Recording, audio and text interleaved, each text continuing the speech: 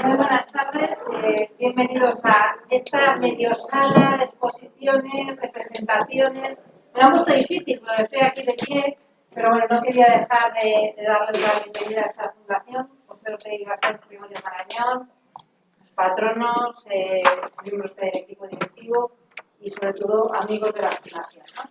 Hoy hemos querido hacer algo diferente.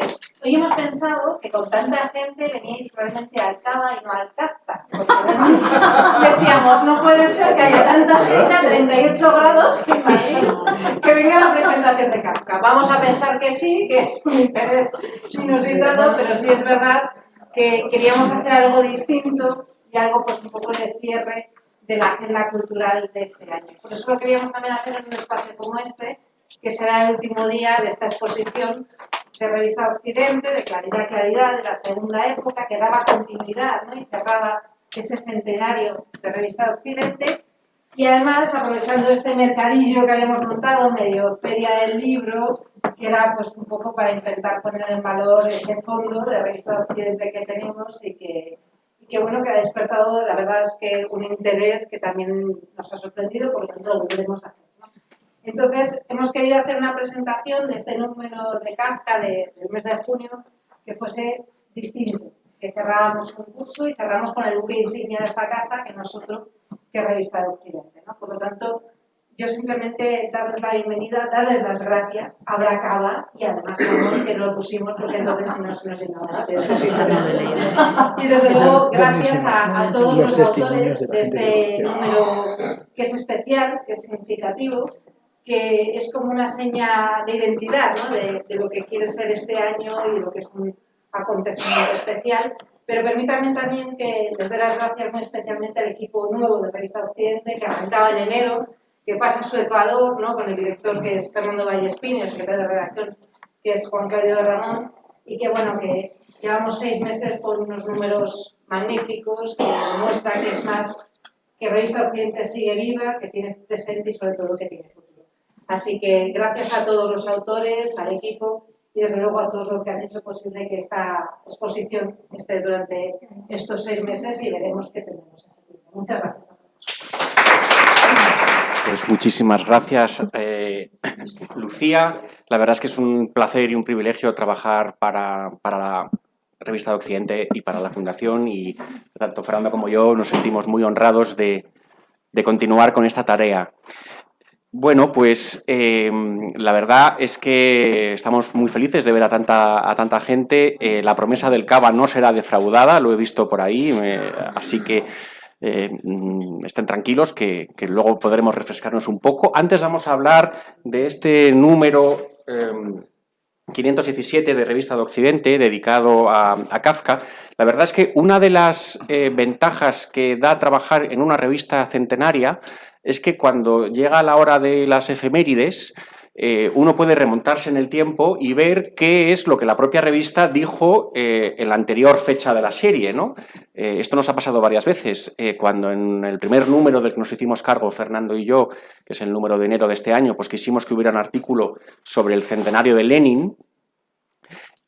Yo recordaba que por el 50 aniversario de la muerte de Lenin, en la segunda época, el Revista de Occidente ya había publicado algo, ¿no? sobre este personaje, ¿no? Nada menos que con la firma de Althusser, del marxista francés. Entonces, bueno, pues hay un artículo de Revista de Occidente en el 50 aniversario de Lenin y hay otro artículo de Revista de Occidente con el centenario de la muerte de Lenin en enero, ¿no? Con Kant, en abril, nos pasó también lo mismo. Nosotros queríamos celebrar al gran filósofo prusiano y rápidamente vimos que por el tercer centenario, ¿no? El tercer centenario de su nacimiento, en este caso. Y rápidamente pues nos fuimos atrás en el tiempo y vimos que el propio Ortega había escrito en la revista con ocasión del segundo centenario del nacimiento de Kant, con lo cual lo tuvimos muy fácil porque lo que hicimos fue reproducir ese ensayo de Kant en el número de abril.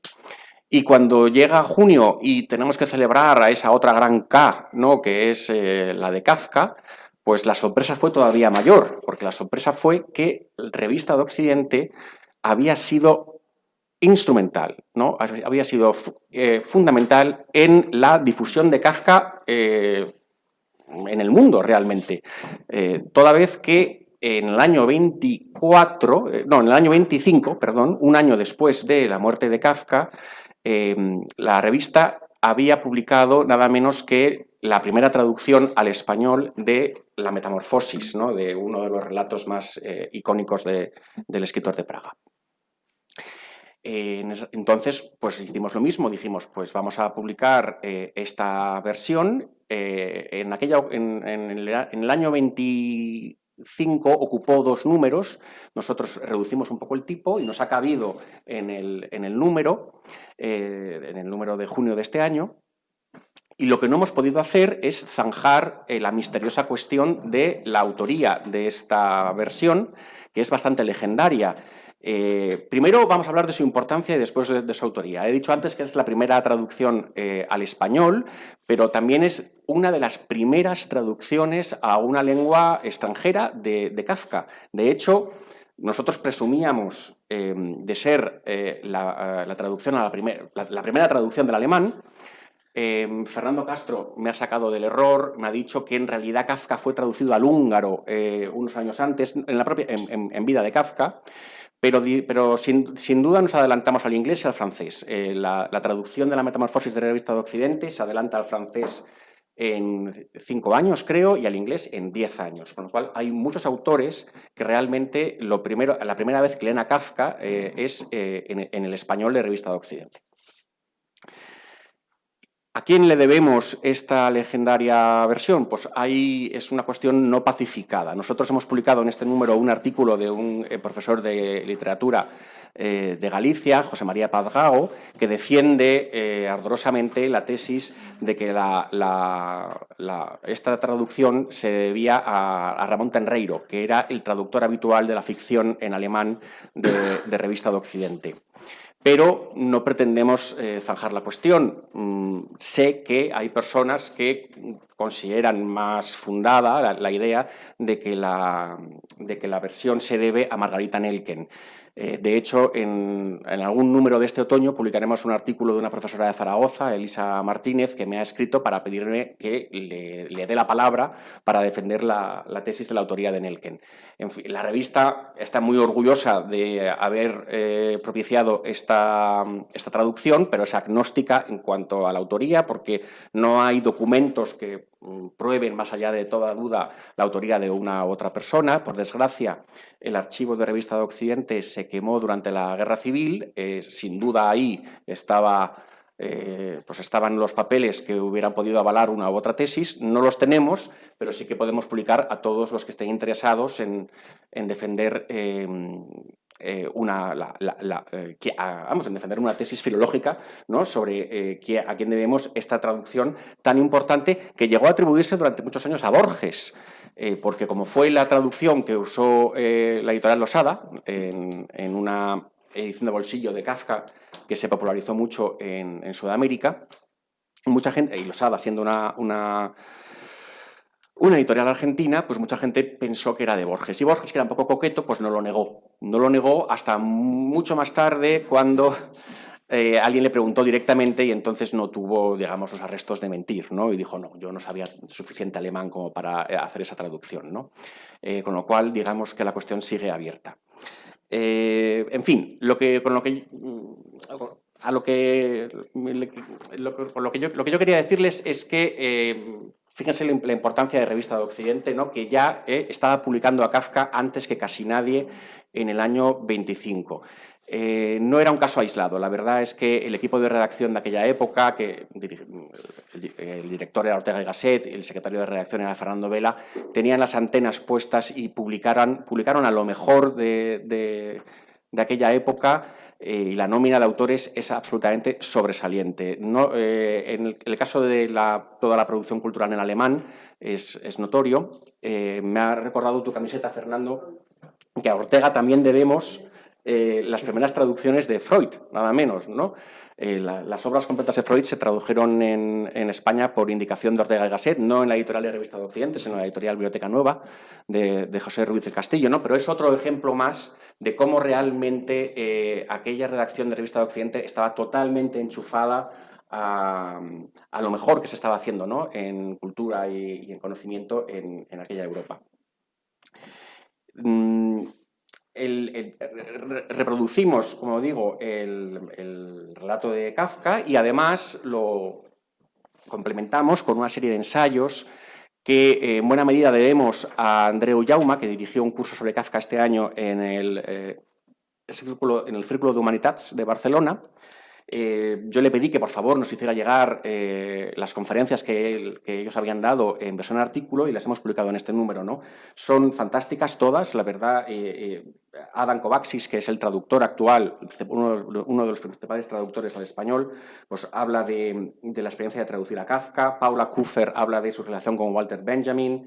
Cecilia Dreymüller habla de la importancia de los animales en Kafka, ¿no? Del bestiario de Kafka.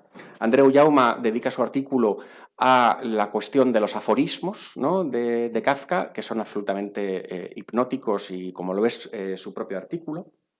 Y luego tenemos un artículo sobre una lectura muy personal de Fernando Castro, al que tenemos aquí con nosotros y de la cual no les voy a decir nada porque ya está él para aquí para contarnos. Quiero decir que Fernando, además, la participación de Fernando en este número ha sido muy importante porque Fernando habitualmente es la persona que proporciona imágenes de artistas para las viñetas, ¿no? de Revista de Occidente, ¿no?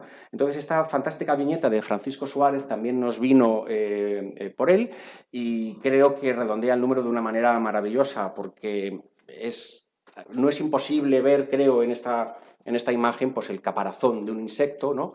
O incluso esa puerta que está al mismo tiempo abierta y cerrada de ese relato breve de Kafka ante la ley, que es otra de esas maravillas, ¿no? del escritor checo, ¿no? Y con esto pues ya termino y le cedo la palabra en primer lugar a Fernando para que nos hable de su Kafka, ¿no? Y bueno, un poco qué nos has querido decir con tu artículo y qué crees que debemos saber de Kafka 100 años después de su muerte. Bueno, pues muchísimas gracias a todos, a todas por estar aquí esta tarde en un día ya de verano y de calor para asistir a la presentación de este número dedicado a Franz Kafka por Revista Occidente. Como ha señalado Juan Claudio, sin duda Kafka está vinculado a la Revista Occidente o la Revista Occidente está vinculada a Kafka. Para mí es un verdadero placer, un privilegio colaborar en este número, además junto a especialistas importantísimos en la obra de Kafka y sobre todo también con todo este asunto del enigma de la traducción de la metamorfosis. Aunque sobre eso no hay consenso y yo estoy más cercano a la idea de que sea Margarita Nelken, sin embargo me ha parecido interesante toda esa cuestión de las traducciones del alemán y la recepción de la literatura en alemán y del pensamiento alemán a través de Revista Occidente. Como sabemos, el fundador Ortega tenía una estrechísima relación con Alemania, con la Escuela de Marburgo, con los kantianos. También va años después a mantener contacto con los fenomenólogos, va a mantener contacto con Heidegger, incluso cuando acuda a aquel famoso momento en el que Heidegger da la conferencia Construir, Habitar, Pensar y los arquitectos e ingenieros después de la Segunda Guerra Mundial la abuchean a Heidegger y tiene que salir a defenderle Ortega. Ortega tiene que defender a Heidegger en Alemania, que es un episodio bastante rocambolesco, pero como digo, este es un tema importante. 1925, Franz Kafka traducido al español. Aunque Sándor Márai lo había traducido al húngaro, sabemos que Kafka se enfadó muchísimo, no quería que se tradujera, ese traductor hiciera la traducción, tampoco quería que se hiciera esta traducción al húngaro,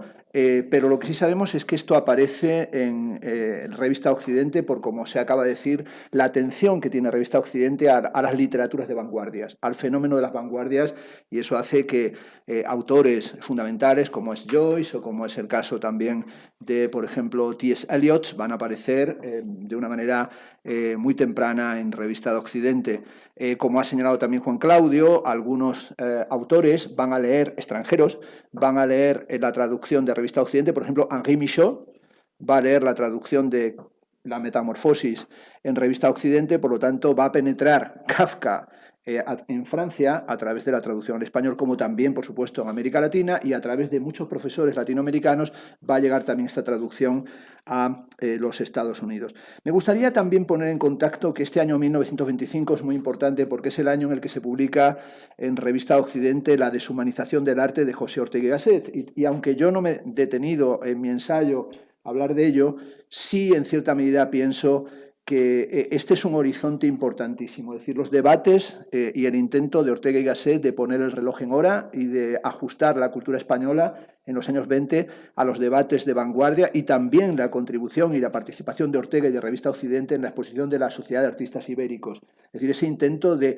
una vanguardia que está aconteciendo en París, en la que hay artistas españoles determinantes, como son el caso especialmente de Pablo Picasso, y cómo Ortega y Gasset tiene que intervenir ahí en esos años, y además en relación con el problema del elitismo y el antielitismo en la recepción de lo que él llama el arte nuevo. Cuando uno lee La deshumanización del arte, que es del mismo año en el que se publica La Metamorfosis aquí en Revista Occidente, y La deshumanización aparece aquí también publicada, el año que viene tendremos los 100 años de la deshumanización del arte. Fuimos un tanto precipitados, quiero decir, porque hace unos años ya hicimos un número entero dedicado aquí a la deshumanización del arte que coordiné yo mismo, pero bueno, seguramente el año que viene habrá que hablar de nuevo de esto, ¿no? En el texto de Ortega no aparece Kafka, sí aparecen Proust, Joyce y Ramón Gómez de la Serna cuando habla de la atención a lo cotidiano en la literatura. Tal vez en el contexto de los cercanos a Ortega, las dos figuras que se van a hacer cargo fundamentalmente de Franz Kafka van a ser, por un lado, María Zambrano, que escribirá luego varios ensayos sobre Kafka, textos breves pero muy importantes que acaso algún día se pudieran recopilar en un librito, que dirá que para ella fue determinante la lectura de La Metamorfosis en 1925, y también Guillermo de Torre, que en Literatura de Vanguardias lo recoge. Pero especialmente el primer autor español que se hace cargo de Kafka, no como traducirlo, sino como convertirlo en material literario, es Ernesto Jiménez Caballero, en Yo Inspector de Alcantarillas, que ya recoge a Kafka y que trata con atención este fenómeno de lo kafkiano. Dicho esto sobre Revista Occidente, algo que me gustaba del título era esto de el siglo de Kafka, ¿no? ¿A qué llamamos el siglo de Kafka? Si es el siglo XX, y también por qué consideramos que el siglo XX es kafkiano. Busqué esta cuestión de lo kafkiano porque, como sabemos, kafkiano tiene tanta importancia que incluso fue aceptado por la Real Academia de la Lengua Española. Cuando algo es aceptado parece que ya está normativizado, ¿no? Y bueno, ¿qué dice la Real Academia de la Lengua Española? Lo estoy viendo aquí desde el móvil. Kafkiano, en primer lugar, perteneciente o relativo a Franz Kafka. A veces leer el diccionario de la Real Academia produce vértigo, ¿no? Sí. Perteneciente o relativo a Franz Kafka. O sea, para esto no hacía falta tantos eruditos, ¿no? Perteneciente o relativo a Franz Kafka, escritor checo, o a su obra. Y pone las novelas kafkianas. Esto es muy bueno porque ¿qué novelas serán esas? ¿No? Dado que las novelas eran inconclusas y principalmente eran cuentos, con lo cual la Real Academia merece una cierta revisión. Segundo, acepción de kafkiano, kafkiana, ¿no? Porque pone kafkiano, kafkiana. Que tiene, segundo aspecto, que tiene rasgos característicos de la obra de Kafka. Supongo que tomaron algo, ¿no? Algo que hizo que se repita, ¿no? Se repite como el ajo, que tiene rasgos característicos, y pone una visión muy kafkiana. Y en tercer lugar, dicho de una situación absurda o angustiosa. Esto parece que fuera lo kafkiano. Absurdo o angustioso. Es decir, el siglo de Kafka es el siglo absurdo o angustioso. Me causó una cierta sensación de estupefacción leer esta entrada de kafkiano en la RAE, y busqué si la RAE ha añadido algo más. Y este año ha añadido en su blog un artículo realmente magnífico.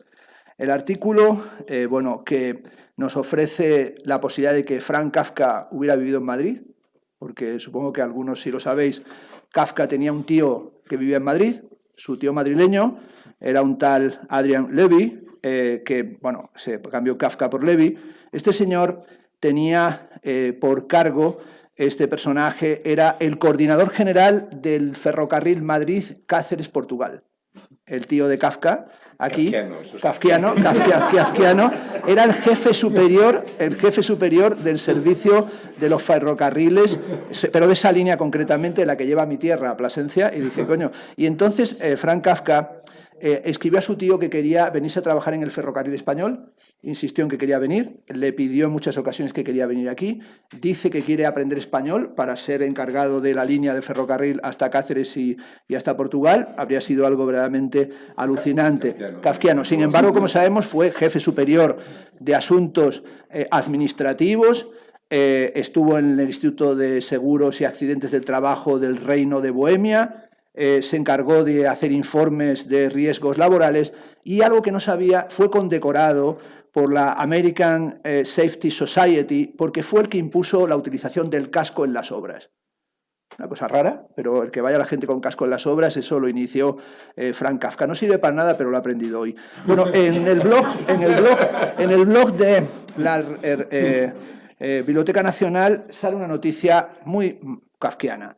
El 20 de noviembre del 2008, pocas horas después de la inauguración de Europeana, no sabía de su existencia, la Biblioteca Digital Europea, seguro que alguno la ha consultado, colapsó temporalmente al recibir casi 20 millones de impactos a la hora, el doble de lo que se había estimado que tendría. 20 millones de personas a la hora estaban entrando en el 2008. Martin Selmayr, portavoz de Telecomunicaciones de la Comisión Europea, explica que Europeana ha suscitado un enorme y abrumador interés y han tenido que quitar la presión a los usuarios, en especial alemanes, 17% de impactos, Francia 10%, España 9%.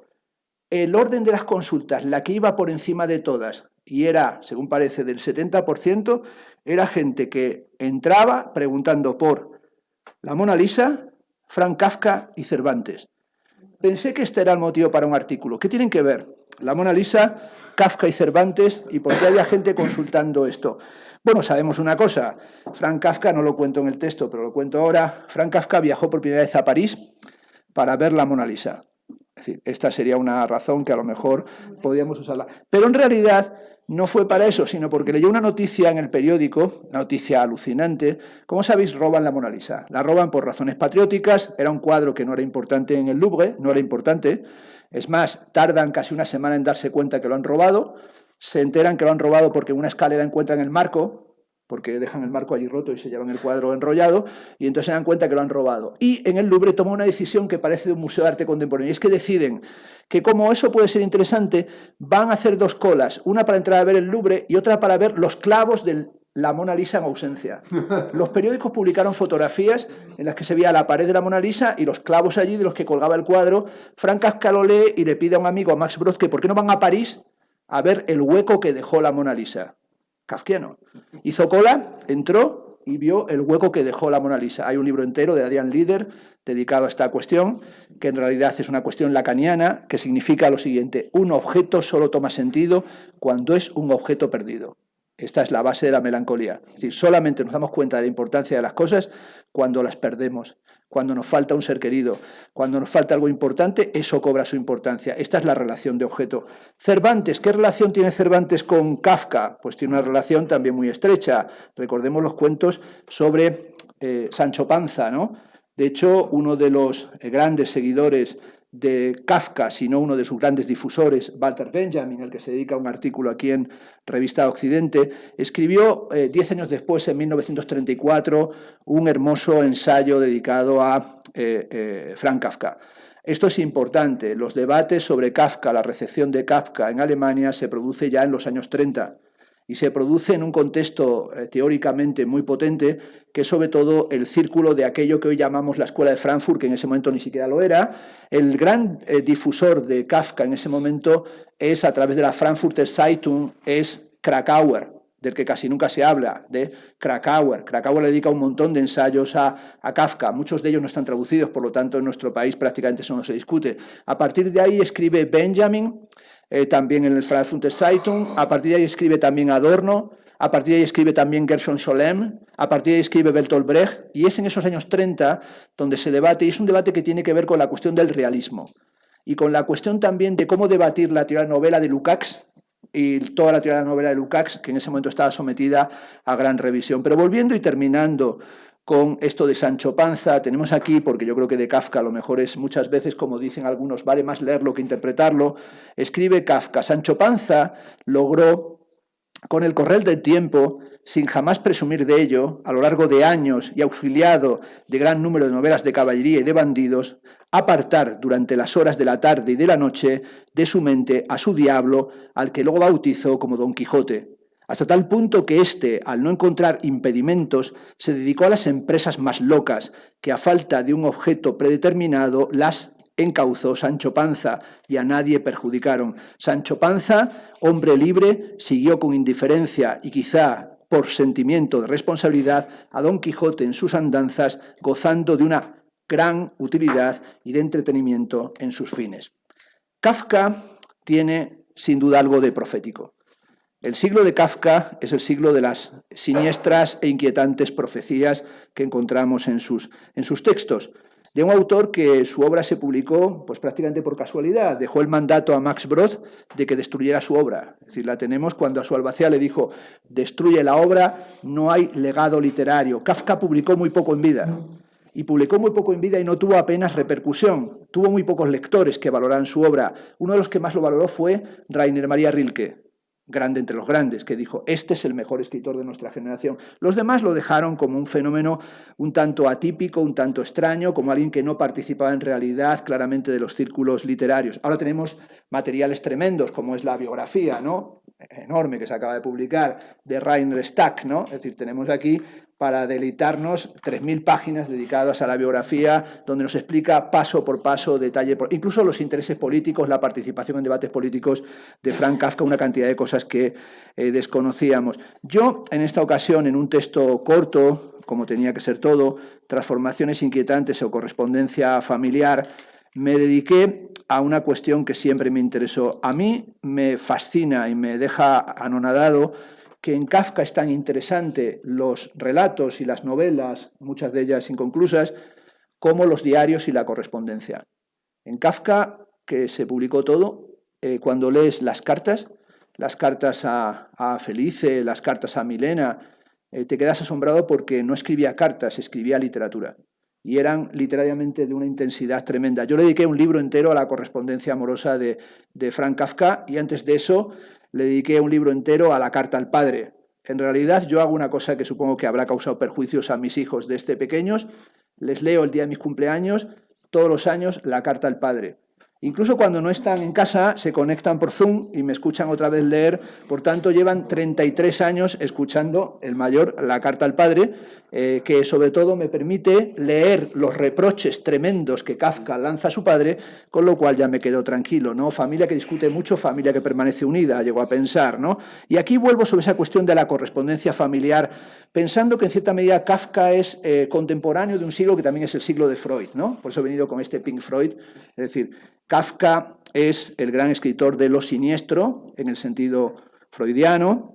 Freud publica en el año 1919 Das Unheimlich, lo siniestro. Dedicamos un número de Revista Occidente entero a revisar este material. Como bien se ha dicho, también Ortega encargó la traducción de las obras de Sigmund Freud, y toda su obra tiene ese carácter freudiano. Decía en Das Unheimlich Sigmund Freud que lo siniestro es lo familiar que se ha vuelto extraño por causa de una represión. Es una de las mejores definiciones que hay de lo familiar, un espacio de represión.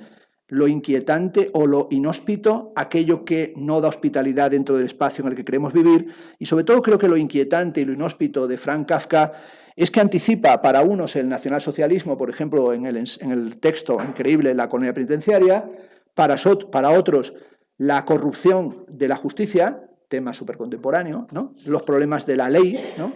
La ley y la culpa, o bien revisa la culpa como un problema de la genealogía de la moral, o también, por ejemplo, sus aforismos de Zurau reflexiona sobre la angustia en un sentido cada vez más claramente kierkegaardiano, porque sin duda Kafka era un lector. La edición o la crítica que se ha hecho de los aforismos de Zurau muestra que todos los aforismos son aforismos que tienen que ver con Kierkegaard, pero también mucho más que con la literatura hasídica con la que se ha querido relacionar, pero sobre todo creo, y termino, que tiene que ver con que es el gran analista de la burocracia. Es decir, es el que reflexiona sobre nuestro tiempo, sobre el siglo XX, como un siglo que se convierte en el siglo de la burocracia. Decía Hobsbawm, el historiador que el siglo XX es el siglo corto, ¿no? Para unos es el siglo que va de 1914 a 1989, para otros de la Revolución Bolchevique del 17 al 89. En cualquier caso, es el siglo de los totalitarismos y es el siglo también de la burocratización y la rutinarización del carisma. En ese sentido, Kafka es, a su manera, un contemporáneo de Max Weber. Es un contemporáneo de ese Max Weber que en la Ética protestante y el espíritu del capitalismo dice que el capitalismo no es otra cosa que la rutinarización de una forma de concepción económica del mundo y que tiene que ver con esos ideales ascéticos que finalmente degeneran en la completa burocracia. Anoche volví a ver, y lo recomiendo para quien no lo haya visto, El proceso de Kafka en la versión de Orson Welles.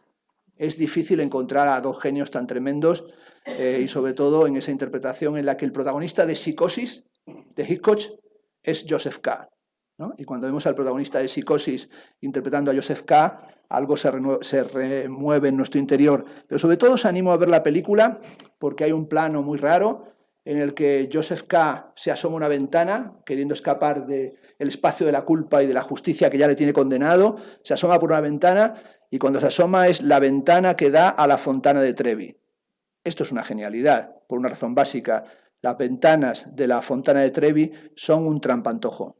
No hay fontanas, no hay ventanas en la Fontana de Trevi, es decir, lo que hay allí es ventanas simuladas en trampantojo. Esa idea de que te vas a asomar a un espacio turístico hermoso, paradisiaco, y en realidad es una trampa, es esa idea que tenía Frank Kafka, que en una ocasión le preguntó Max Brod, ¿pero hay alguna esperanza? Y dijo Kafka, sí, pero no para nosotros.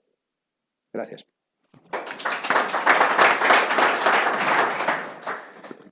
La carta al padre es larga y es dura.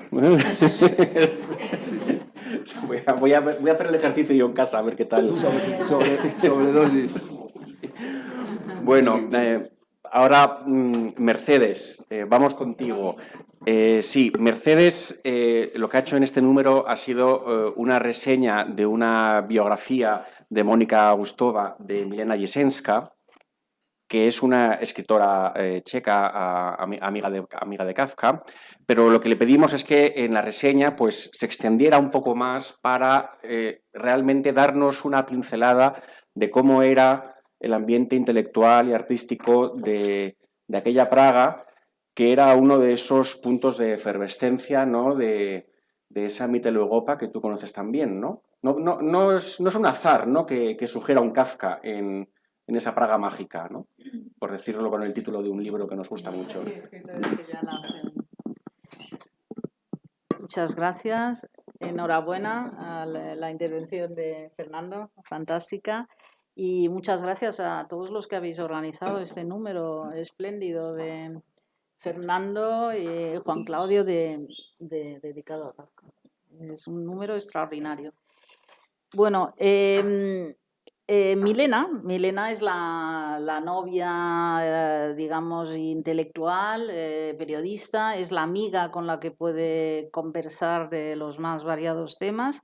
El resto de las novias de Kafka pues, se dividían, unas eran más de tendencia familia jasídica. Milena no, es la hija de un médico muy conocido, un triunfador y profundamente checo, un nacionalista checo de Praga, que ve con muy malos ojos cuando ella contrae matrimonio con un crítico literario muy conocido, de Ernest Pollack, de la época. No le reprocha que sea judío, ellos no son judíos, pero sí le reprocha el poco nacionalismo checo, que sea un crítico en lengua alemana. Entonces, ya estamos con las dos familias principales de Praga. Los escritores en lengua alemana, que mayoritariamente muchos de ellos son judíos, y los escritores checos. ¿Cómo se dividen? Bueno, pues si miramos a los principales personajes de esta joven patria desde la caída del Imperio Austrohúngaro, Hasek, mucho después vendrá von Humil-Raval, pero bueno, un periodista muy famoso, Erwin Egon Kisch, que a mí me gusta muchísimo de pequeñas miniaturas estas que eran fanáticos, los vieneses y los praguenses en la prensa, publicar unas miniaturas con un sentido literario, irónico, un colorido fantástico. Había un escritor que le gusta mucho a Kafka, un vienés, Alfred Polgar, conoceréis. Hay un libro fantástico, varios libros en Acantilado, y Kish también era un comunista famoso. Cuando llegan los nazis se va a México, y que lo que pintan es la vida en las calles, la vida nocturna, los pequeños delincuentes, la pobreza, etc. Y luego estaban los escritores en lengua alemana. Bueno, pues en la época de Kafka era Franz Werfel, que la gente adoraba. Él había hecho una novela sobre Verdi, novela de la ópera, se llamaba, que se había vendido muchísimo, era adorado por todos. Luego es famoso por documentar, esto es muy curioso, Werfel en el año 41, el primer genocidio llamado así, bueno, llamado posteriormente, que es el de los armenios. La comunidad armenia adoraba a Werfel. Cuando llega a Estados Unidos lo reciben allí con orquestas y tal, porque documenta en un novelón que tradujo Edasa en algún momento, de 800 páginas, los últimos días de Musa Daghi, los 40 días de Musa Daghi, en el año 33, perdón. Bueno, es significativo que cuando llegan los nazis, en el periodo de 1933 al 35, los escritores alemanes antifascistas y judíos preferiblemente se van a Praga, con lo cual se convierte en una ciudad que, si ya de por sí era muy rica literariamente, de los cafés famosos de Praga, el ambiente de los periódicos, de las editoriales, de los cartelistas famosos, de los artistas de vanguardia, pues se convierte, se van.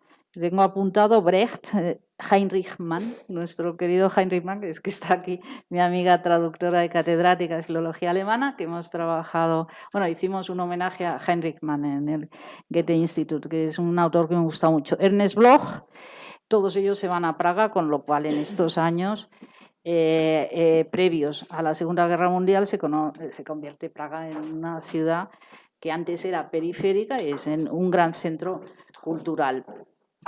Hay se lo comentaba Fernando, hay un texto que me gusta muchísimo, un ensayo de Claudio Magris, que se titula ¿Por qué ha nacido usted en Praga? Que yo me acuerdo que le dediqué un artículo a Claudio y se lo dije a él mismo. Digo, lo voy a titular ¿Por qué ha nacido usted en Trieste? Quiero decir que son ciudades muy literarias que irradian un poder sobre el que sobrevuelan una cantidad de creadores, de autores, y todo esto venía, el título provocador de Magris, que en 1922 el periódico en lengua alemana de Praga, Prager Tageblatt, en la capital recién creada de la pequeña República Checoslovaca, en el 22, una vez caía el imperio, publicó una encuesta y les preguntaba a una larga serie de escritores ¿por qué ha dejado usted Praga?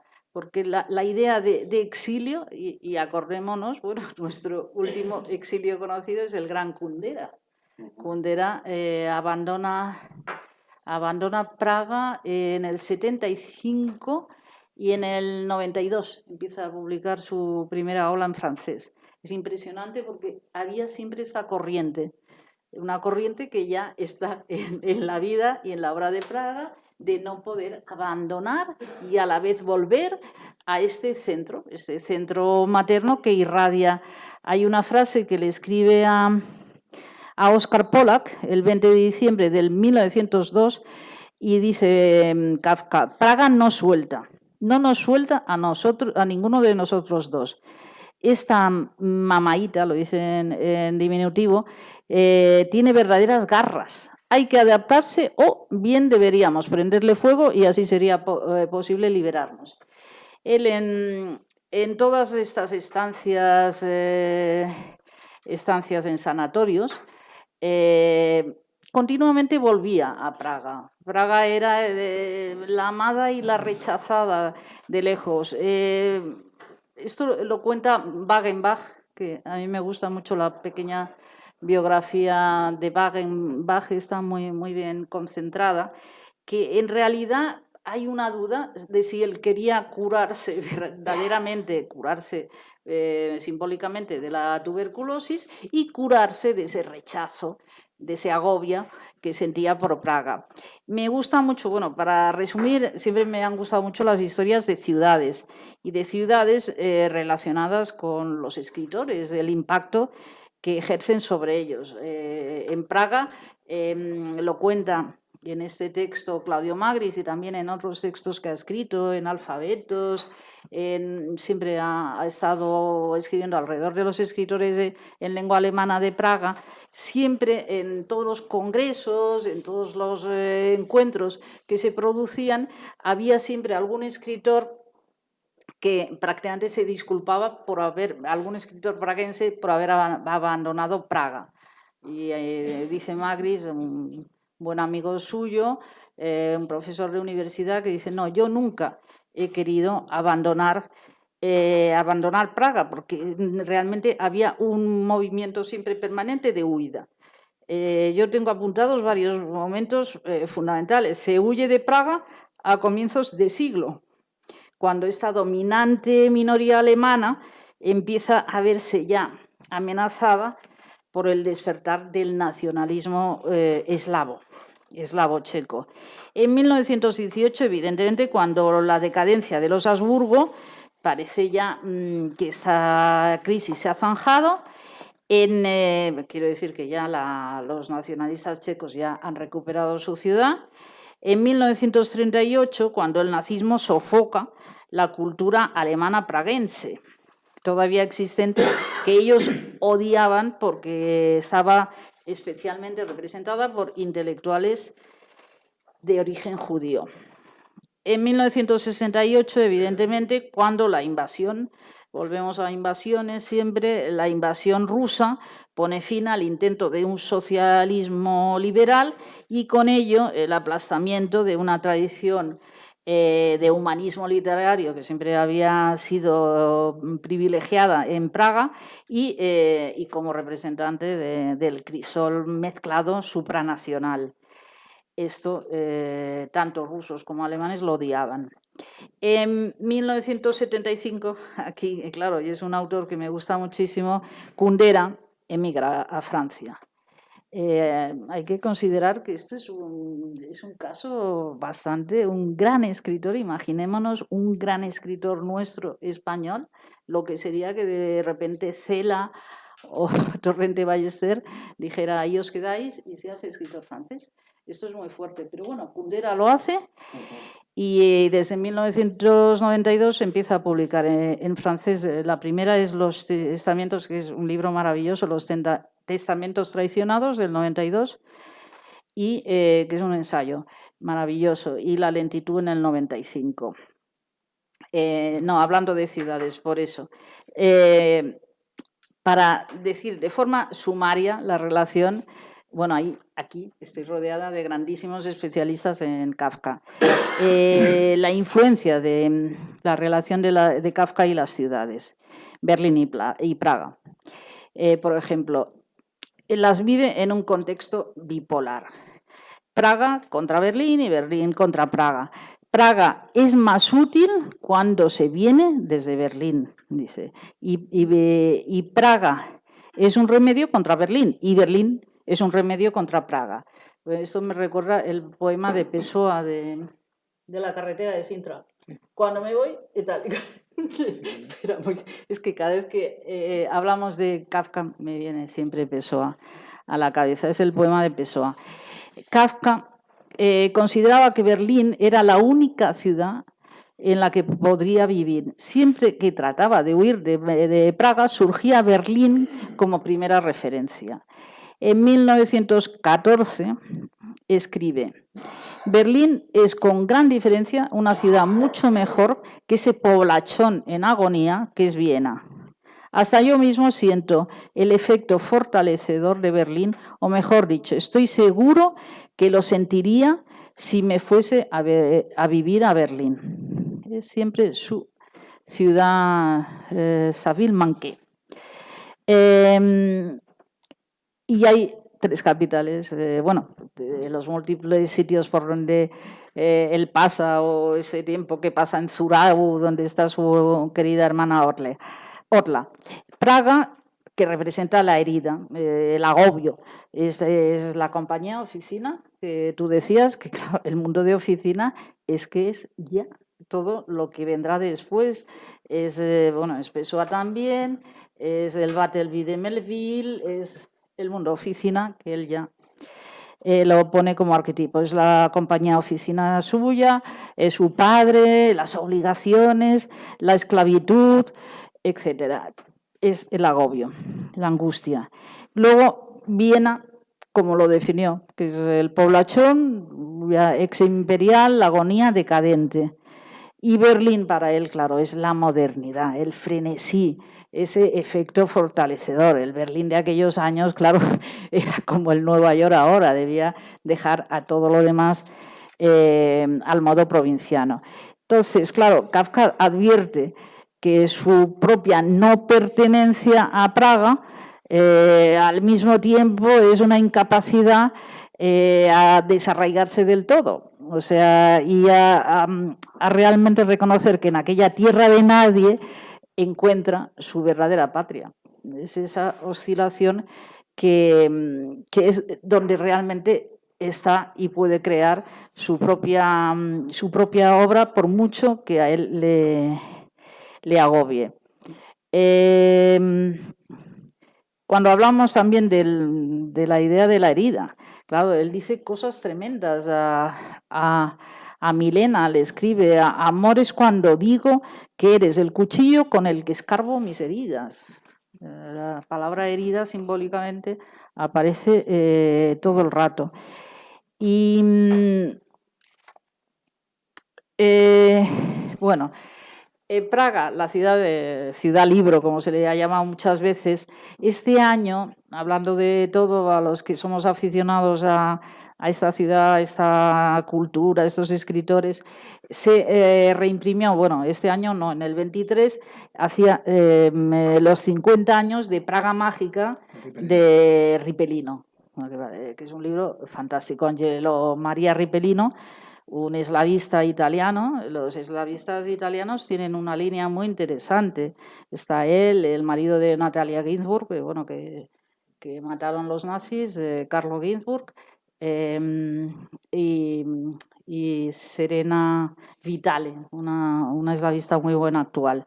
Entonces, en Praga Mágica es todo, vamos, a todos los que estáis aquí, amigos y amigas, os lo recomendaría porque realmente es un libro fantástico. Y Ripellino lo explica muy bien, que ahí cabían todos, eran los 1001 escritores, músicos, pintores, magos, alquimistas, peregrinos, rabinos, fabricantes de golems, tugurios y cafés efervescentes de las vanguardias, o los famosos cafés de Praga de entreguerras, las tabernas donde vegetaban día y noche un gran número de personajes estrafalarios, de donde Bohumil Raval saca todos sus personajes socarrones y, como dice Ripellino, cagasentencias que contribuyan a animar a todos los parroquianos, compitiendo con su ingenio y originalidad. ¿Cuál es el problema que plantean, vamos, Magris y todos los especialistas, los germanistas y los, ya sean germanistas en general, y los praguenses? El peligro es el cliché, es una como dice Ripellino, los clichés turísticos, ¿no? Una trampa que cuando te atrapa con sus brumas, con sus artes y miel venenosa, ya no te deja. Y a veces es muy difícil escapar de ese cliché que, sin embargo, existe a lo largo de todas las épocas. Ahora, el gran turismo masivo pueden identificar a Kafka a Praga con un escritor, con Kafka, pero bueno, es la ciudad de Rilke, de Val, Kollár, Holland, el gran Holland, Seifer, Kish, Berfel, el Rabilou, Kubin, Meyrink, una larga lista. Y entre todos ellos, bueno, por lo menos Ripelino escoge dos escritores que son los que representan la esencia, Franz Kafka y Jaroslav Hasek. Ellos expresaron mejor que nadie su condena sin remedio y, por tanto, su malestar, su mal humor, las dobleces, su astucia, su fingimiento y su ironía carcelaria. Bueno, pues muchísimas gracias por haber venido a todos.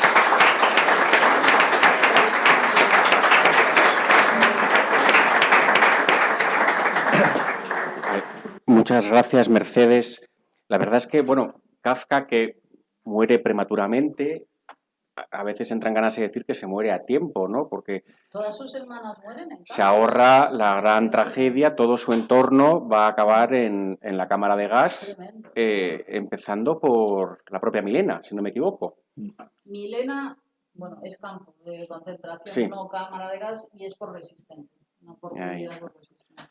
Bueno, ahora ya va a cerrar este turno de palabra el director de Revista de Occidente, Fernando Vallespín, que seguramente quiera decirnos algo de la revista, pero también de Kafka desde el punto de vista del politólogo. Fernando, todo tuyo.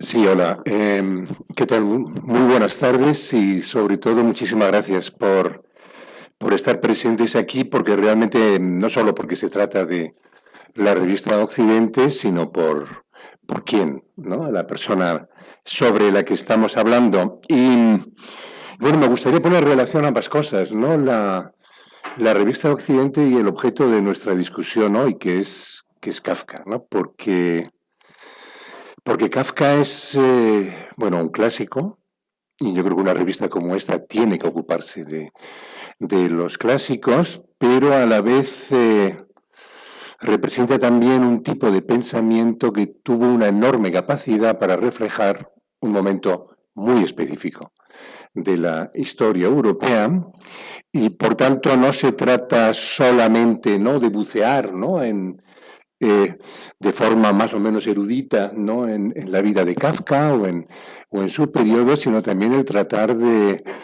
utilizar al clásico para ver qué nos puede decir, de forma que podamos interpretar mejor el mundo en el que estamos. Y yo creo que ese debe ser un poco el enfoque que le demos a la revista, la apertura hacia el futuro, pero apoyándonos siempre en, digamos, aquellas joyas, ¿no? Como lo dice Walter Benjamin, al que también has citado antes, ¿no? Buscar las perlas y el coral, ¿no?, que hay en el pasado para poder traerlas, sacarlas a la superficie y a partir de ahí, pues, poder enhebrar una conversación con él, que realmente de lo que se trata aquí en estas presentaciones es de eso. Que, por cierto, Juancla, yo creo que el año que viene tenemos que hacer, a la vista del calor que hace hoy, no será Kafka, será otro autor, otro tema, cava y piscina o algo así, porque realmente todavía sí que tenemos un lleno absoluto. Bueno, yo quiero decir dos cosas de Kafka y pido perdón por adelantado porque una de ellas es autobiográfica y luego, pues bueno, un pequeño enfoque, ¿no?, de Kafka a partir de aquello a lo que me dedico, que me dedico a la teoría política, pero... O sea, vulgarmente se me calificaría como politólogo, pero yo creo que la reflexión es más profunda. Yo creo que es una reflexión más desde la perspectiva de las ciencias sociales, ¿no? Sería un poco lo que quiero decir, con lo cual voy a enlazar más bien en donde tú acabas, ¿no? En ver los procesos de burocratización, etcétera, etcétera. Pero empiezo muy rápidamente por lo autobiográfico. Yo fui al colegio alemán, aquí en Madrid, y digo esto porque solo en un sitio como un colegio alemán se nos castigaba a los pobres adolescentes con la lectura de Kafka. Die Verwandlung, la metamorfosis, se convirtió de repente en aquello a lo que teníamos que dedicar todas las clases de literatura, por cierto, con la mejor profesora la mejor profesora que he tenido nunca en mi vida, que se llamaba Frau Dr. Lemberg, y así de paso le hago un homenaje.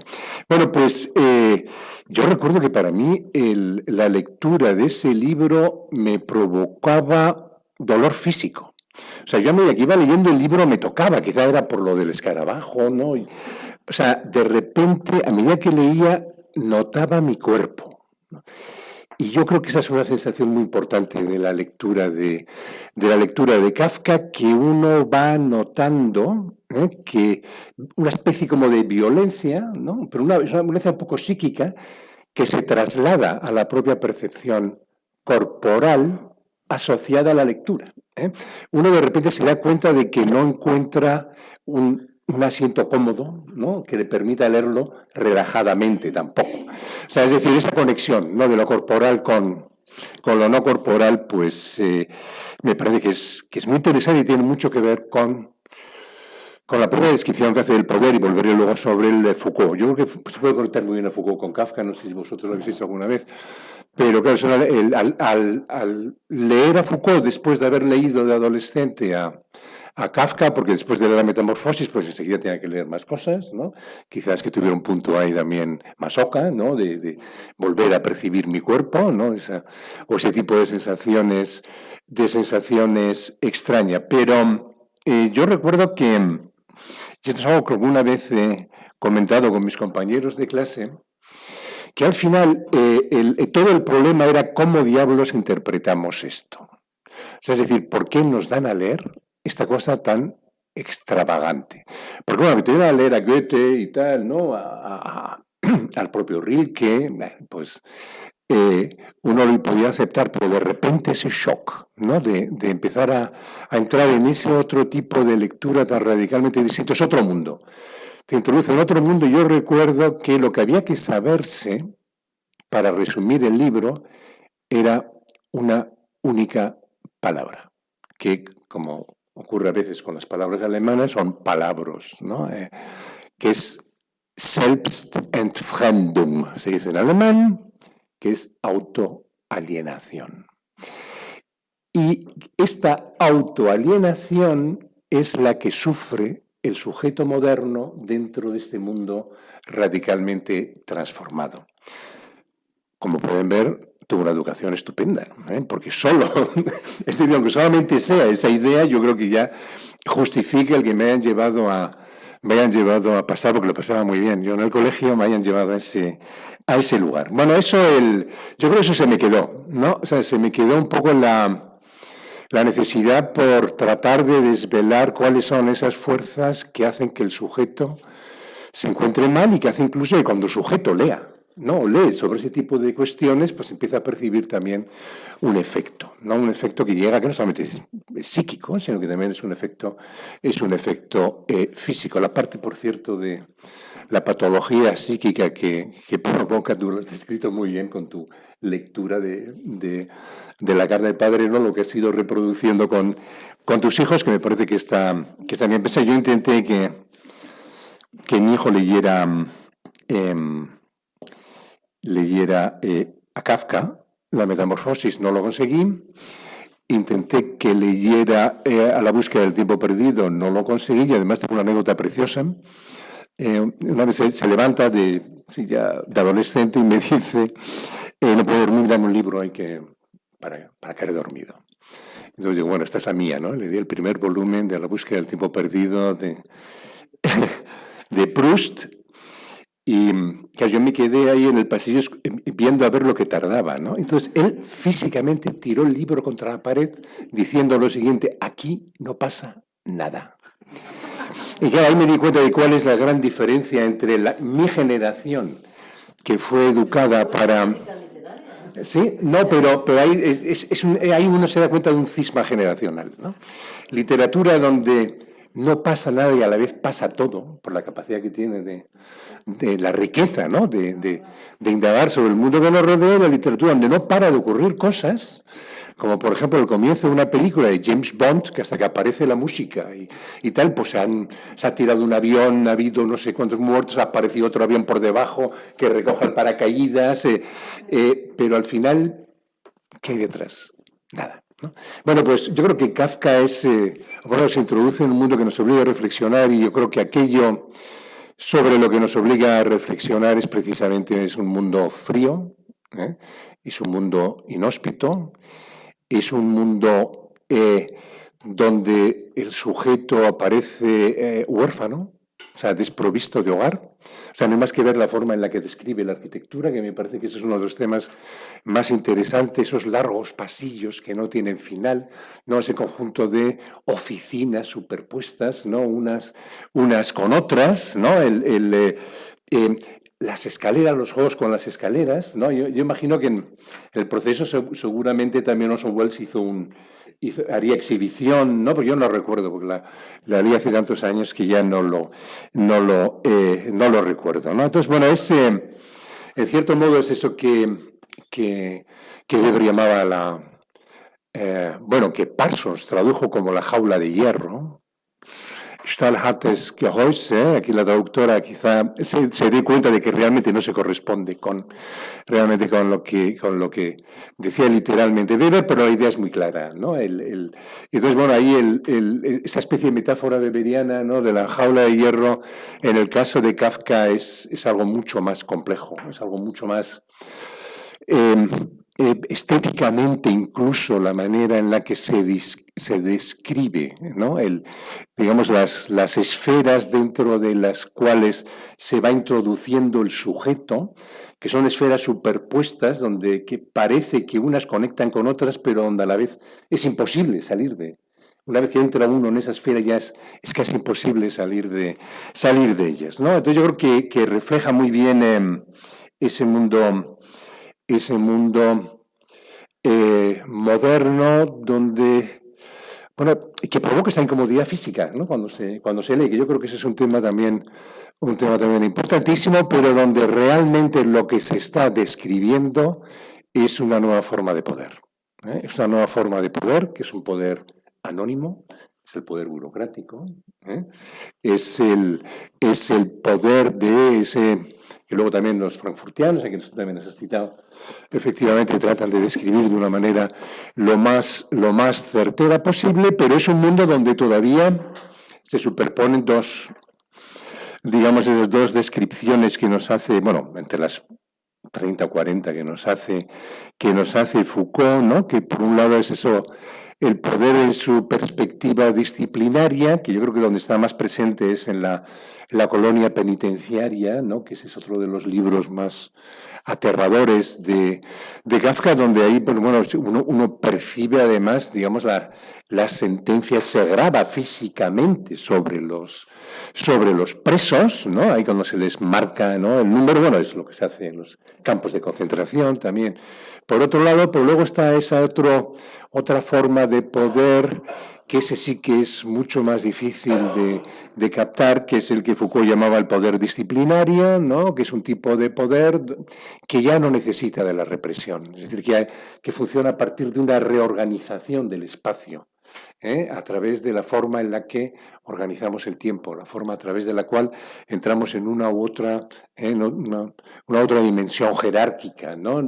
Donde nos relacionamos a partir incluso, ¿no? de programas dirigidos en teoría para emanciparnos, pero que al final acaban derivando precisamente en su contrario, nos acaban reprimiendo y nos acaban realmente convirtiendo en una mercancía, ¿no? Al servicio del poder. Y yo cuando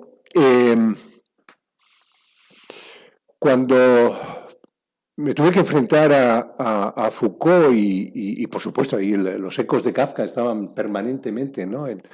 Dando vueltas. Claro, lo que sí me di cuenta es que, a pesar de todo, Kafka tiene una visión más optimista del sujeto que Foucault, ¿eh?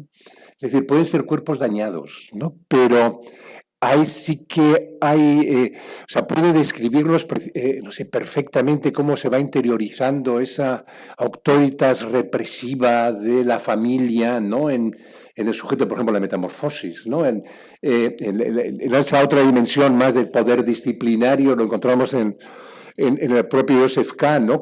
Parece como que al final ya va aceptando, ¿no? su destino, ¿no? Es decir, que las normas, en efecto, acaban teniendo después las consecuencias que buscan, y que el sujeto, dentro de su perplejidad, al final acaba cediendo, ¿no? frente a ese tipo de orden, ¿no? Entonces ahí pero son sujetos dañados, pero yo creo que hay una resistencia, ¿no? Hay una resistencia que además se manifiesta también sobre todo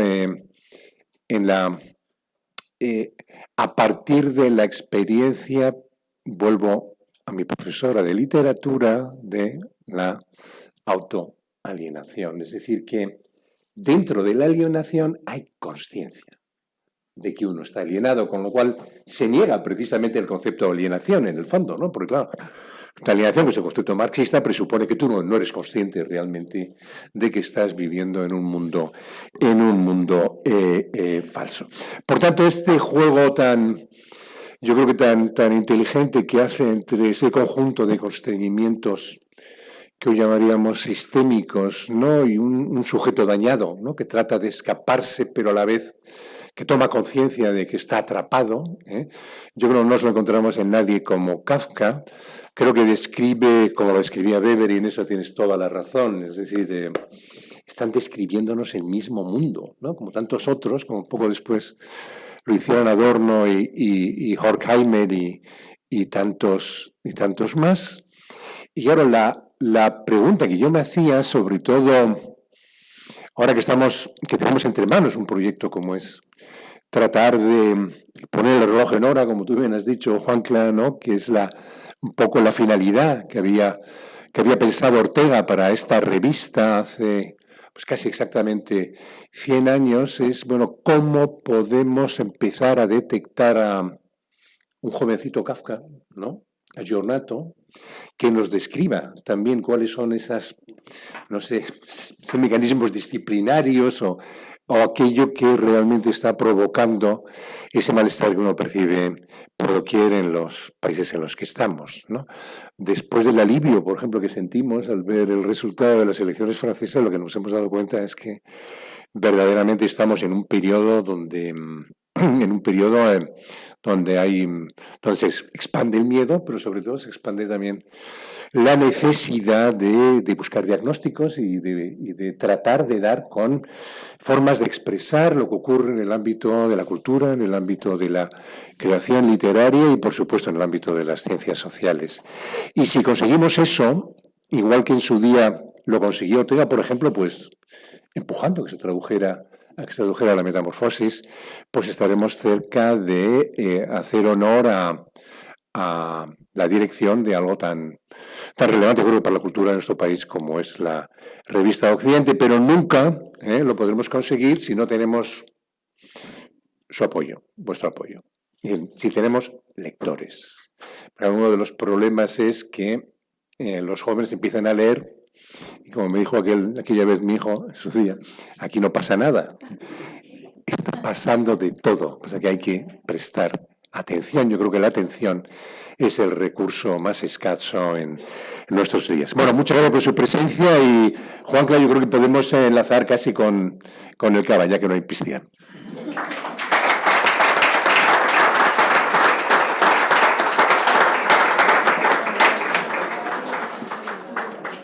No veo a nadie de la casa que me haga una indicación sobre el tiempo. Sí, está aquí, se nos va a servir aquí al lado. Sí, nos lo están diciendo.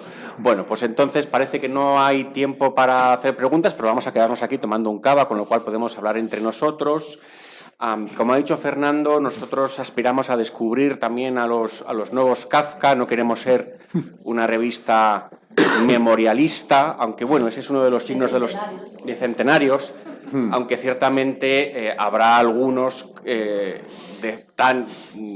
cuya envergadura pues nos obligue, ¿no?, a prestarles atención. También porque es una ocasión, pues eso, de hablar del presente, ¿no?, con ayuda de gigantes del pasado. Les emplazo el mes de septiembre, cuando presentaremos 2 números de Revista de Occidente. Uno de ellos ya está en los kioscos y aquí, es el número doble de verano que es un número como más estival, más ligero. Lo hemos llamado Claves, Enclaves y Cónclaves. Es un número muy entretenido, donde se analizan todos los sentidos posibles de la clave, en la arquitectura, en la literatura, en el cine, en la música, por supuesto. Algunos enclaves geopolíticos y también una pequeña historia de cónclaves. Y también presentaremos en septiembre el número propiamente de septiembre, que tendrá como tema la catarsis.